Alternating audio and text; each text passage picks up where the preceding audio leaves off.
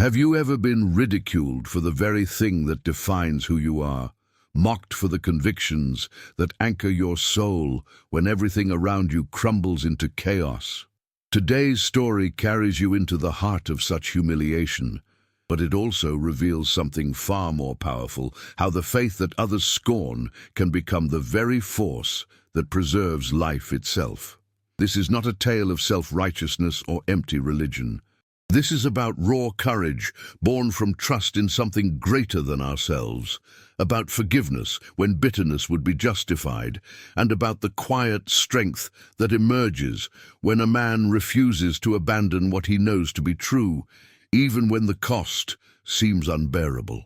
The barrack smelled of tobacco, sweat, and damp wool. Tobias Brennan sat on the edge of his cot, 22 years old, with hands that still trembled slightly whenever the artillery started up in the distance. His uniform hung loose on his slender frame, the olive fabric worn thin at the elbows. Around his neck, beneath the open collar of his shirt, hung a simple wooden cross on a leather cord. His mother had pressed it into his palm the morning he left their small farmhouse in Ohio, her weathered hands shaking as badly as his did now. "Keep this close," she had whispered, her voice breaking. "When you feel alone, remember you never are." He touched it now, the wood smooth from constant handling, warm against his chest. The cross was barely visible, but to Tobias it felt like a lifeline. "Praying again, Brennan?" The voice cut through the relative quiet like a blade. Tobias looked up to see Private First Class Donnelly standing in the doorway, a crooked grin on his weathered face. At 31, Donnelly was one of the older enlisted men in their unit, his face creased with lines that spoke of too many cigarettes and not enough sleep. "Just thinking," Tobias replied softly. "Thinking or talking to your invisible friend." Donnelly laughed, but it wasn't entirely cruel. There was something almost pitying in his eyes. "You know the captain's been asking about you." Tobias felt his stomach tighten. Captain Victor Hargrave. 38 years old, with steel-grey eyes and a voice like gravel grinding beneath boots. The man commanded their company with precision and ruthlessness, tolerating no weakness, no sentimentality, and apparently no faith. "What does he want?" "Briefing in 10 minutes, big mission tomorrow." Donnelly paused, his grin fading. "Listen, kid, do yourself a favor. Keep that cross tucked away when the captain's around. He's got a particular hatred for religion, and he's already got his eye on you." "I'm not hiding who I am," Tobias said quietly. "Suit yourself." Donnelly shrugged and walked away, leaving Tobias alone with his thoughts. 10 minutes later, Tobias stood in the crowded command room with the rest of his squad. There were 12 of them in total. Sergeant William Frost, 42, with a thick moustache and kind eyes that had seen too much. Corporal Hayes, 26, who never stopped chewing gum. Private Kowalski, barely 19, still baby-faced despite 3 months at the front. The others filled in around them, a collection of tired, frightened young men trying desperately to look brave. Captain Hargrave stood at the front of the room, studying a map spread across a makeshift table. He was tall and imposing, his uniform perfectly pressed despite the conditions, his posture military perfect. When he spoke, everyone listened. "Tomorrow at 0500 hours, we move on the village of Saint-Laurent," he announced, his finger tracing a route on the map. "Intelligence indicates enemy forces have established a supply depot in the church at the town center. Our objective is simple: infiltrate, destroy the depot, and extract before reinforcements arrive." The room filled with quiet murmurs. Saint-Laurent. Everyone had heard the stories. The town sat in a valley surrounded by hills, perfect for ambush. 3 previous attempts to take it had ended in retreat, or worse. "Questions?" Hargrave's eyes swept the room. Tobias felt the words rising in his throat before he could stop them. "Sir, the church. Will there be civilians?" Hargrave's gaze locked onto him with the intensity of a predator spotting prey. "Brennan." "Yes, sir." "Are you questioning the mission?" "No, sir. I just wanted to know if what? If we need to be careful with the sacred building, Hargrave's voice dripped with contempt. He stepped away from the map, moving toward Tobias with deliberate slowness. Tell me, Brennan, what exactly do you think you're doing here? Sir, in this war, in this squad, what is your purpose? Tobias swallowed hard, feeling every eye in the room on him. To serve, sir. To protect. To protect. Hargrave stopped directly in front of him, close enough that Tobias could smell the coffee on his breath. And how do you propose to do that? With prayer? With faith?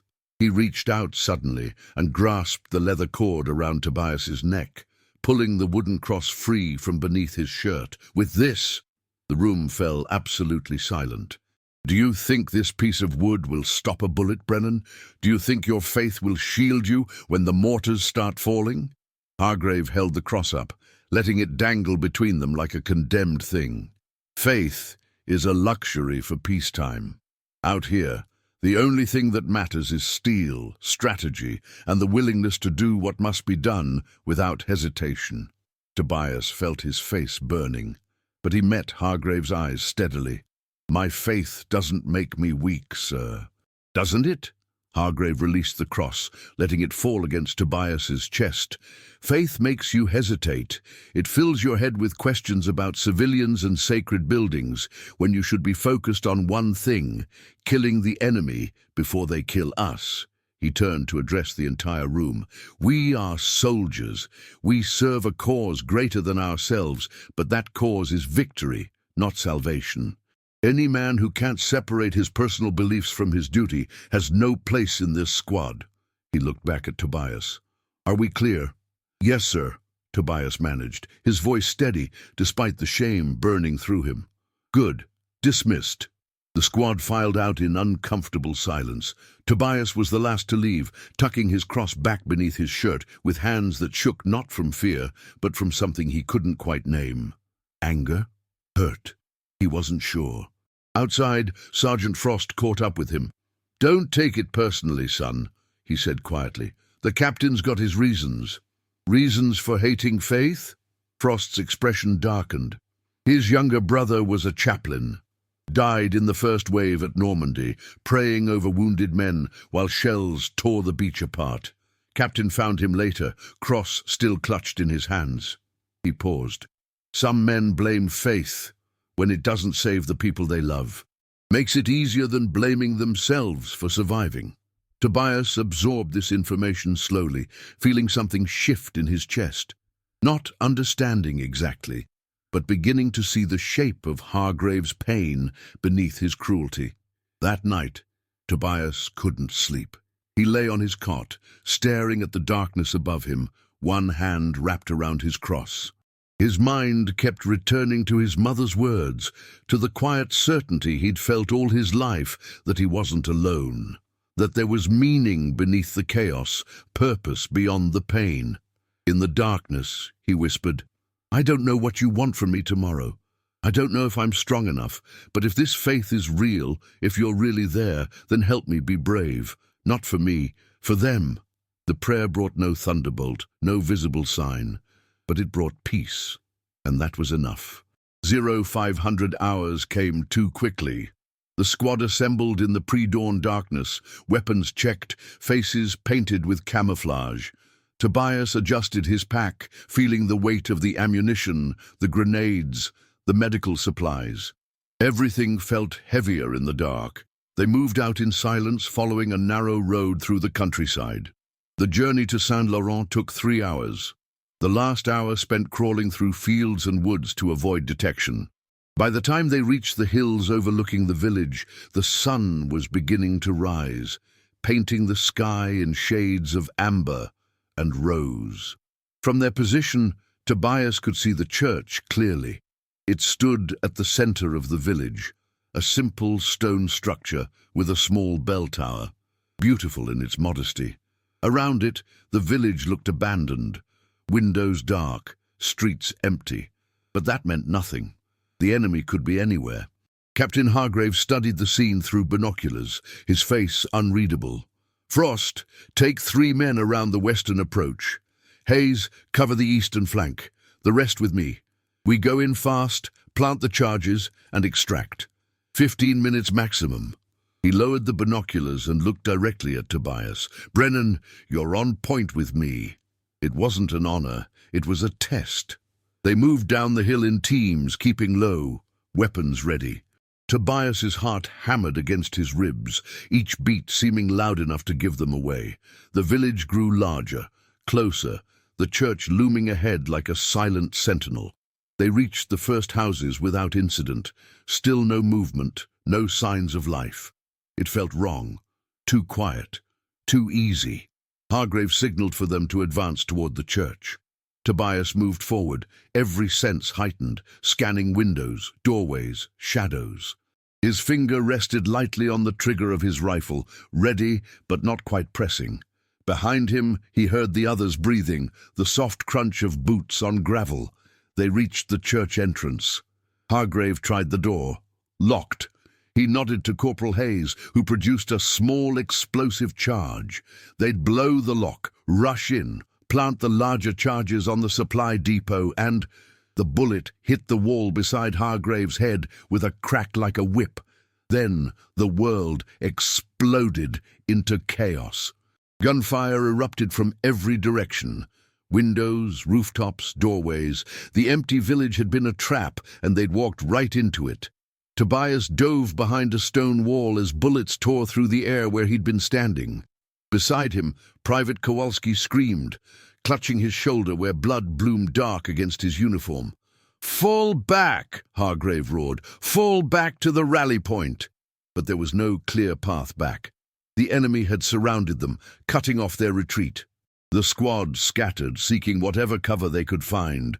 Tobias pulled Kowalski behind a water trough, pressing his hand against the wound. "Stay with me," he told the younger man. "You're going to be fine." Kowalski's face was white with shock, tears streaming down his cheeks. "I don't want to die. Please, I don't want to die." "You're not going to die." Tobias tore open Kowalski's jacket, assessing the wound. The bullet had gone through cleanly, missing bone and major arteries by a miracle. But he was losing blood fast. Tobias pulled bandages from his pack, working with hands that remained steady despite the bullets screaming overhead. Across the square, he saw Sergeant Frost go down, dragged behind cover by Hayes. Donnelly was pinned behind a wagon, unable to move without exposing himself to the machine gun nest on the church tower. They were trapped, surrounded, outnumbered. Hargrave crawled up beside Tobias, his face a mask of controlled fury. "We need to move, now. Kowalski's hit bad. He needs us to survive. Leave him the medical supplies and—" "I'm not leaving him!" Hargrave's eyes blazed. "That's an order, Brennan. Then court-martial me when we get back, sir. But I'm not leaving him." Tobias finished bandaging Kowalski's wound, then looked up at Hargrave with something new in his expression. Not defiance, not anger. Simply certainty. "There's another way. There's no other way. We're surrounded." "The church," Tobias said. "We go in through the church." "That's suicide. They'll have it fortified." "Maybe, but look." Tobias pointed to the bell tower where the machine gun nest was firing.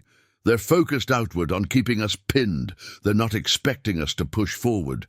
If we can get inside, we can use the church itself as cover, move through the building, and come out on the other side of the village, where their lines are thinnest." Hargrave stared at him as though he'd lost his mind. "You want to seek sanctuary in a church during a firefight. I want to use tactical advantage, sir. The stone walls are thick, medieval construction, better than anything else out here." Tobias met his eyes steadily. "Unless you have a better plan?" For a long moment Hargrave said nothing. Then, almost against his will, he nodded. "All right, we go in. But if we die in there, Brennan, I'm blaming you in the afterlife." "Fair enough, sir." Hargrave signaled to the squad, using hand gestures to communicate the plan. One by one, they acknowledged. Then he turned back to Tobias. "You first. Pray to whatever you believe in that this works." Tobias helped Kowalski to his feet, supporting most of the younger man's weight. "I already have, sir." They moved fast, using smoke grenades to cover their approach. Tobias kicked in the church door, the old wood splintering easily. Inside, the air was cool and dim, light filtering through stained glass windows that somehow remained intact despite the war raging outside. The interior was beautiful. Wooden pews lined the nave, leading to a simple altar. Candles stood unlit in sconces along the walls, and there, carved above the altar, a cross identical to the one Tobias wore. The squad poured in behind him, taking defensive positions. Hargrave immediately began searching for the supply depot, but Tobias stood transfixed for just a moment, struck by the profound stillness of this place in the midst of so much violence. "Brennan!" Hargrave's voice snapped him back. "Focus!" "Yes, sir." "Do." They found the supply depot in the basement, accessed through a door behind the altar. Boxes of ammunition, medical supplies, food rations, all stacked neatly. Hargrave began placing explosive charges while the rest of the squad prepared to move. That's when Tobias noticed something, a sound so faint he almost missed it beneath the gunfire outside. Crying. A child crying. He turned toward a small door set in the northern wall. A vestry, probably, where the priest would have kept his robes. The crying was coming from there. "Sir," he said quietly, "there's someone in there." Hargrave looked up from his work, irritation flashing across his face. "It's probably a trap. It's a child, sir. All the more reason it might be bait." But Tobias was already moving toward the door. He opened it slowly, rifle ready, and found himself looking into a small room lit by a single candle. Huddled in the corner were 5 people. An elderly priest, 70 at least, his weathered face drawn with fear, and 4 children, the oldest maybe 12, the youngest no more than 5. The youngest was the one crying, and when she saw Tobias, she screamed. "It's okay," Tobias said softly, lowering his rifle. "It's okay, we're not going to hurt you." The priest spoke in French, rapid and frightened. Tobias didn't understand all the words, but he caught the essential meaning. They'd been hiding here for days, trapped when the enemy occupied the village, too frightened to run. Behind him, Hargrave appeared in the doorway. He took in the scene with a single glance, his expression hardening. "We don't have time for this.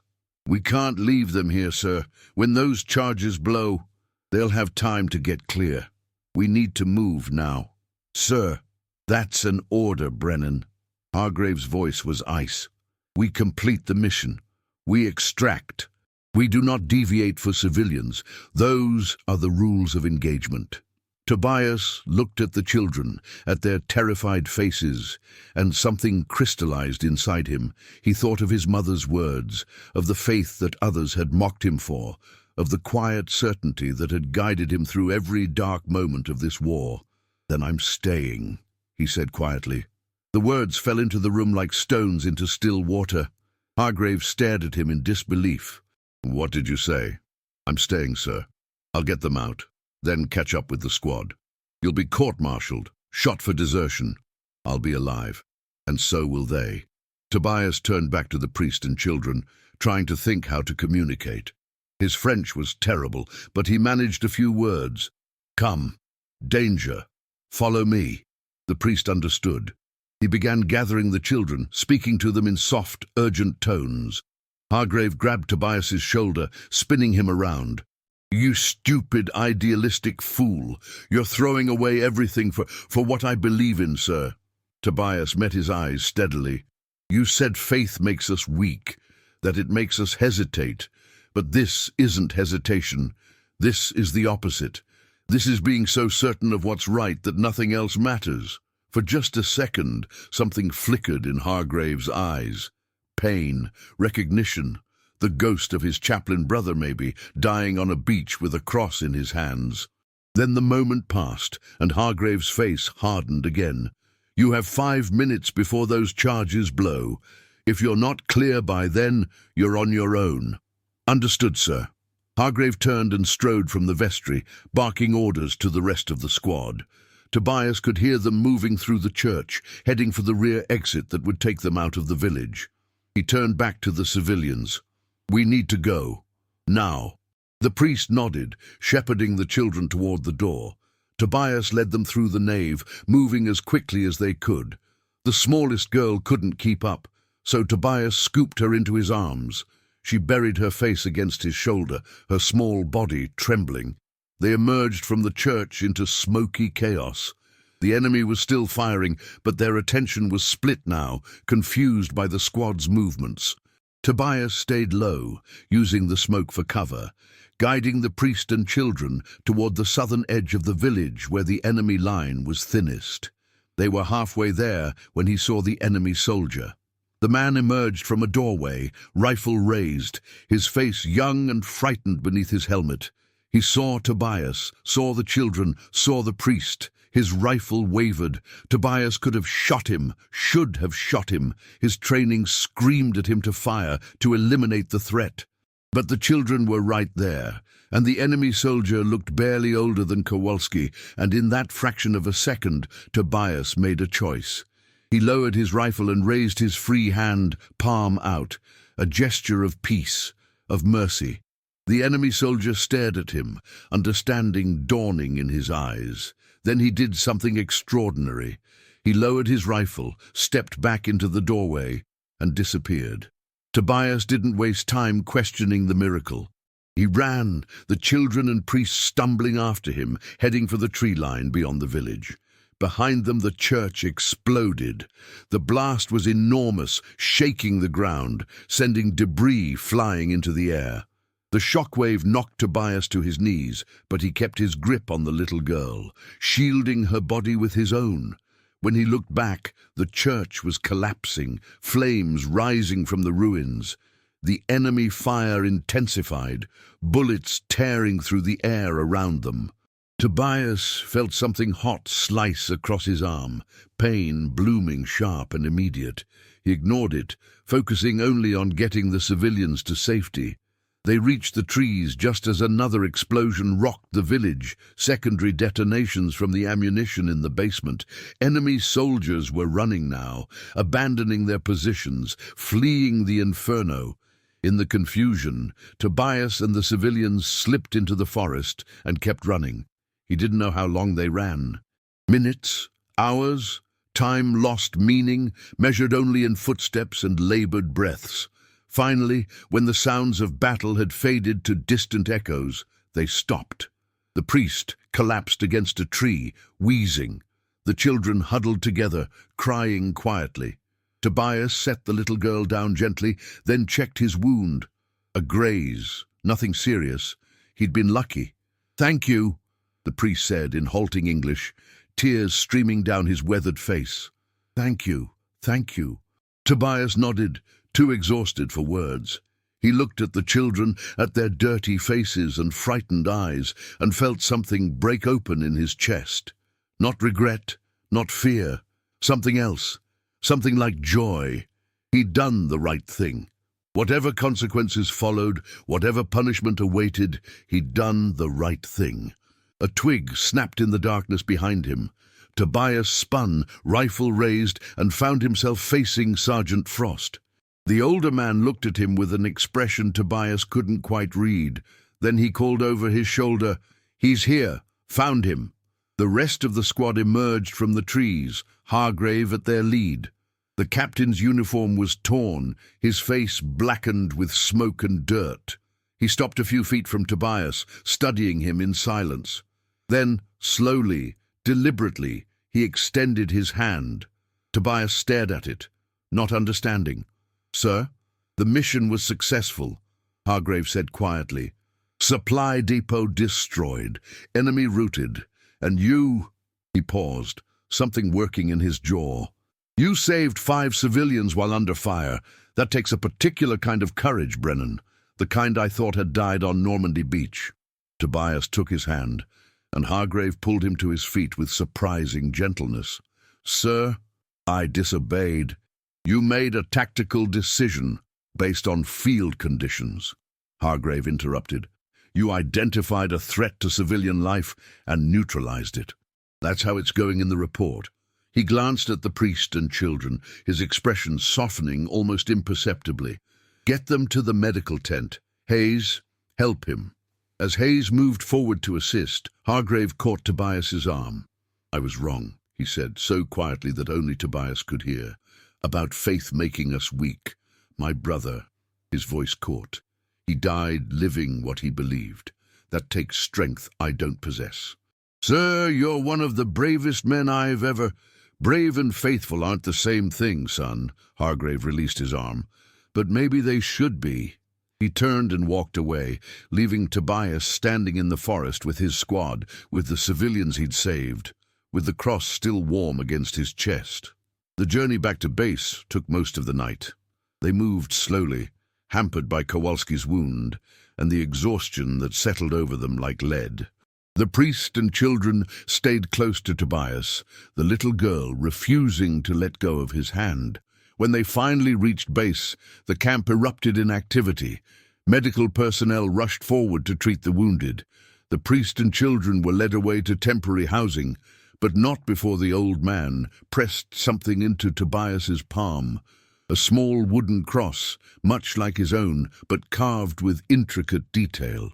"For you," the priest said in heavily accented English, "for what you did.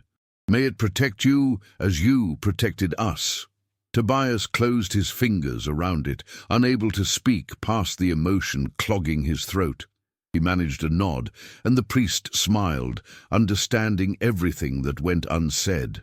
Later, much later, when the adrenaline had faded and the reports had been filed, Tobias sat alone in the barracks, holding both crosses in his hands. The old one from his mother, smooth and simple.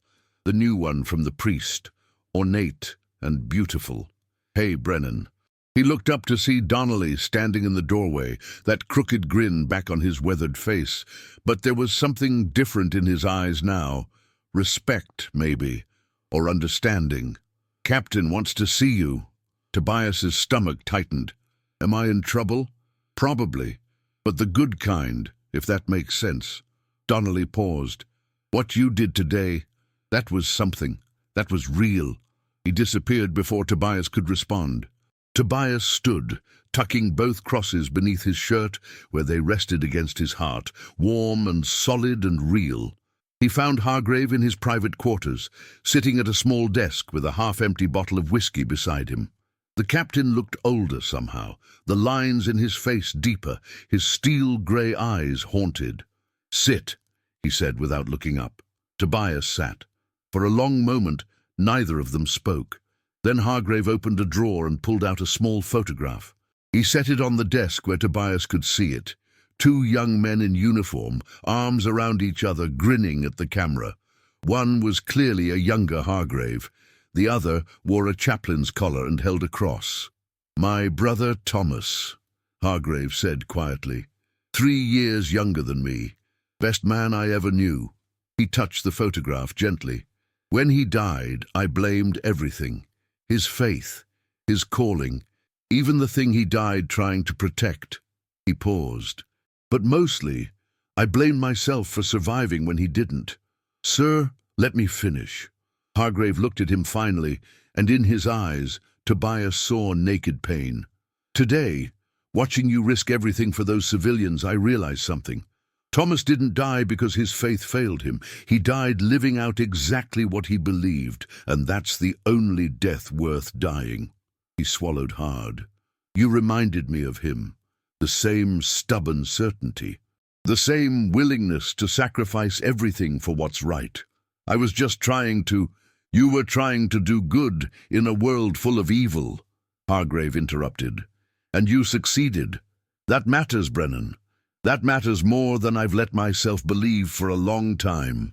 He stood, moving to the window where he could look out at the camp beyond. "I've been running from faith because I thought it made us vulnerable. But today I watched you be vulnerable, and in that vulnerability, you were stronger than any of us." Tobias joined him at the window, unsure what to say. "I can't be what my brother was," Hargrave said finally. "I can't have that kind of faith. But I can honor it when I see it." He looked at Tobias. "Your actions saved 5 lives today, but they did something else too. They saved part of my soul that I thought was dead. Sir, I don't know what to say. Don't say anything. Just keep being who you are." Hargrave extended his hand again. "And forgive a bitter old soldier for being blind." Tobias took his hand, and in that grip, he felt something shift between them. Not quite understanding, not quite peace, but the beginning of both. "I'm putting you in for a commendation," Hargrave said. "Probably won't get approved because officially you disobeyed orders. But you deserve recognition. I don't need a medal, sir. I just need to know those kids are safe." Hargrave smiled, the expression transforming his face. "Yeah, you're definitely like Thomas." Later that night, after Tobias had returned to his bunk, he lay staring at the darkness, replaying the day's events, the fear, the violence, the moment of choice, the enemy soldier who'd let them pass, the priest's gratitude, Hargrave's transformation. He'd thought faith was about having all the answers, about being certain when others doubted. But today, he'd learned something different. Faith was about doing the right thing even when you were terrified, even when it cost you everything, even when you couldn't see the outcome.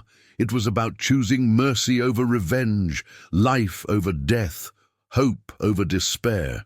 He touched the 2 crosses at his neck, feeling their weight, one from his mother, one from a priest he'd saved, both representing the same truth, that he wasn't alone, that there was something worth believing in even when the world burned, that love was stronger than fear.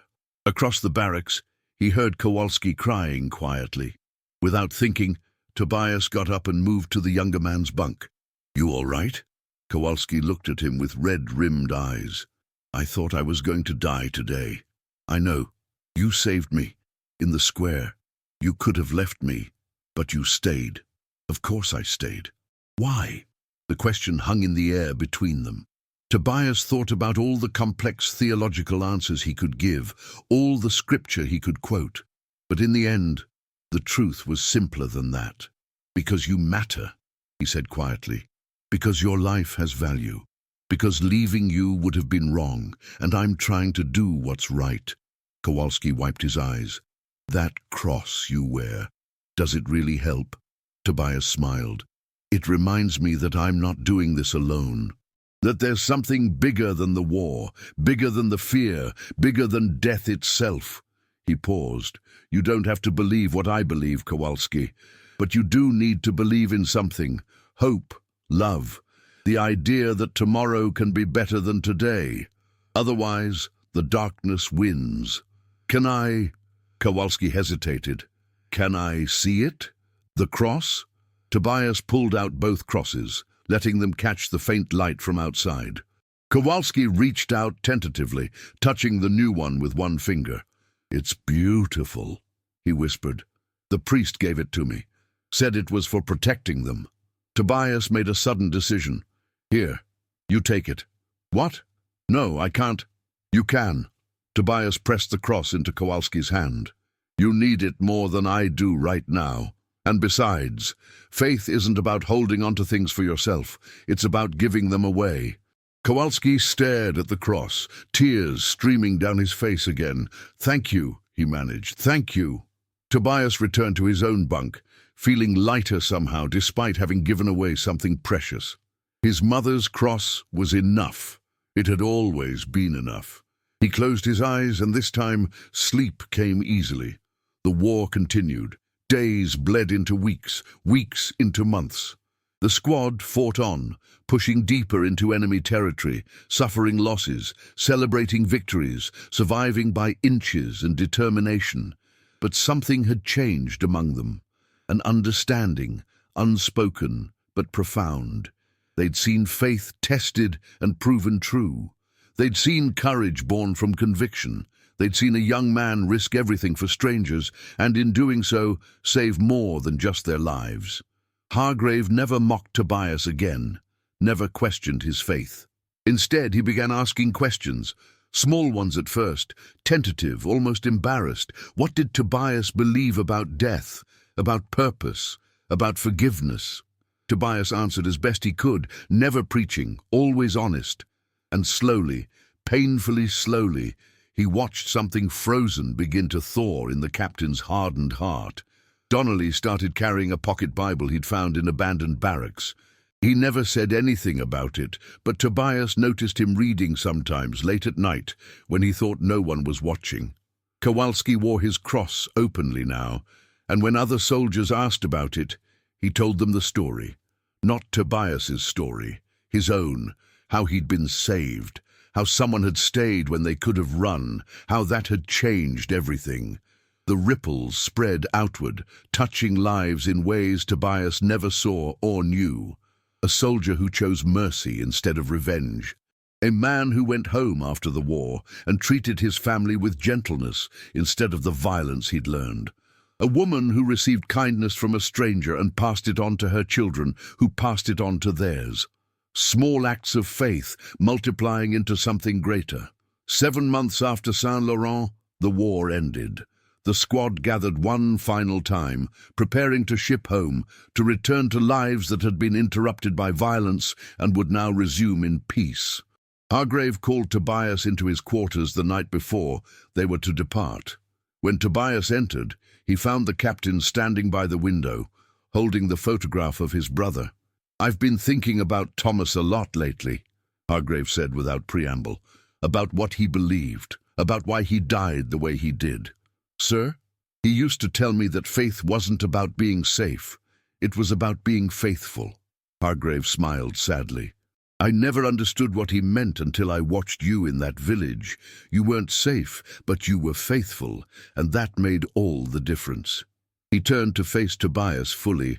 "I wrote to Thomas's widow, told her about you, about what you did." She wrote back. He pulled a letter from his pocket. "She said to tell you that you gave me back something I'd lost, the ability to hope." Tobias felt his throat tighten. "Sir, I don't deserve—" "Yes, you do." Hargrave moved closer. "You deserve to know that your faith, the faith I mocked and despised, saved more than just those civilians. It saved me too." He paused, struggling with words. "I'm not where you are. I don't know if I'll ever be. But for the first time since Thomas died, I can imagine that there might be something beyond the darkness, and that's because of you. It's not because of me, sir. It's because of what I believe in, and that's available to everyone. Maybe." Hargrave extended his hand one final time. "Thank you, Brennan, for your courage, for your stubbornness, for refusing to let the darkness win."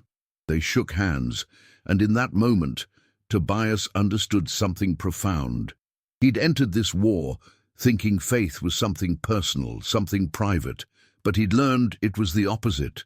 Faith was meant to be lived, shared, given away freely to anyone who needed it, not through preaching or judgment, but through action, through choice, through the simple, radical act of doing good in a world full of evil. The next morning, as the squad prepared to board the trucks that would take them home, Kowalski approached Tobias. Without a word, he handed back the cross the priest had given them. "You should keep this," he said. "It's yours." "No," Tobias replied gently. "It's not mine anymore. It's yours. And someday, when the time is right, you'll pass it on to someone else who needs it." Kowalski nodded, understanding. He tucked the cross back beneath his shirt, his hand lingering over it protectively. "What are you going to do when you get home?" he asked. Tobias thought about his mother's farm, about the quiet fields and simple life waiting for him. "I'm going to live," he said simply.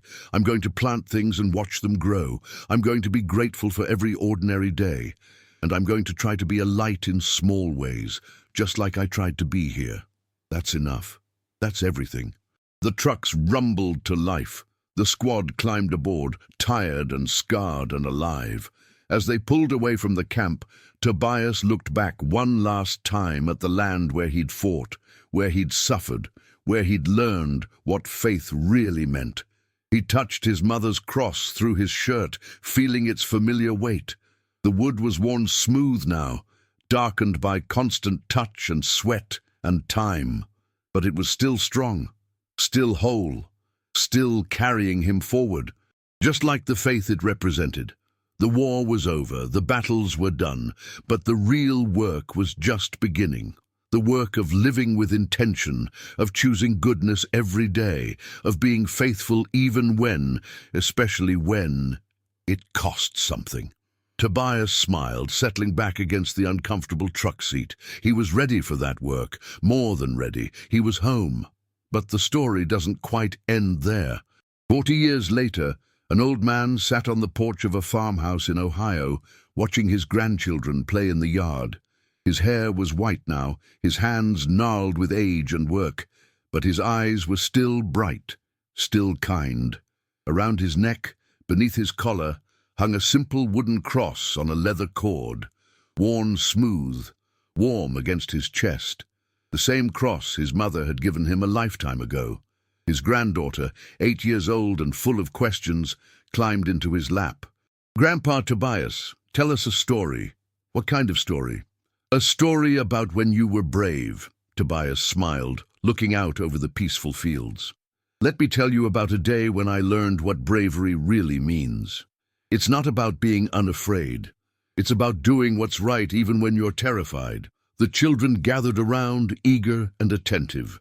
And as the sun set over the farm, painting the sky in shades of amber and rose, Tobias told them about a village, a church, 5 frightened people, and the moment he chose to be faithful instead of safe. He didn't tell them he was a hero. He didn't claim to be special or different. He simply shared the truth that faith, real faith, is something you live with your whole body, your whole life, your whole heart.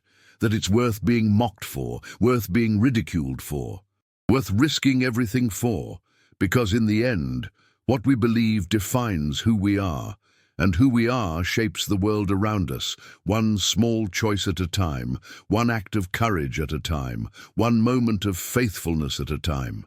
The children listened with wide eyes, absorbing not just the story, but the deeper truth beneath it, that they too could be brave, that they too could choose goodness, that they too could make a difference, no matter how small they felt in a world so large and frightening.